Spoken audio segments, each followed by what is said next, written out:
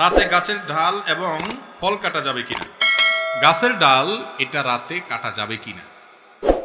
আমাদের গ্রামাঞ্চলে অনেক মা বোন এখনো রাতের বেলায় কোনো ফল ফসল ছিঁড়ে না, বলে যে এটা ছিঁড়লে ক্ষতি হয়, সমস্যা হয়। এগুলো সম্পূর্ণ ভুয়া কথা, ভিত্তিহীন কথা। আপনার যখন দরকার তখন ছিঁড়তে পারেন, সেটা দিনেও হতে পারে, রাতেও হতে পারে। অনেক মা বোনরা এরকম আছে, আমি নিজেও দেখেছি, যে একটা লাউ ছিঁড়ে দিবে, ছেলে ঢাকা যাচ্ছে নিয়ে যাবে, বলে না না রাইতে এখন ছিঁড়া যায় না, এটা সকালে ছিঁড়তে হবে।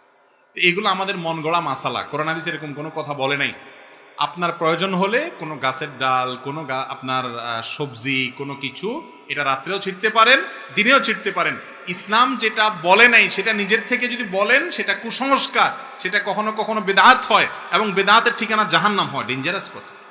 আল্লাহ রসুল যা বলেন নাই সেই কথা মন গড়া বলা যাবে না, দরকার হলে রাতেও ছিঁড়া যাবে। তবে হ্যাঁ, ডাল বলেন আর গাছের গাছ বলেন, প্রয়োজন ছাড়া কাটা ছেঁড়া করা নিষেধ। একান্ত প্রয়োজন নাই, তাও অযথা আপনি বৃক্ষ নিধন করতেছেন, এটা ঠিক না। যেটা পরিবেশের ভারসাম্যের জন্য প্রয়োজন, সে গাছ রোপণ করার জন্য আমাদের রাসূল সাল্লাল্লাহু আলাইহি ওয়াসাল্লাম নির্দেশ করেছেন। বিনা প্রয়োজনে গাছ কাটা যাবে না।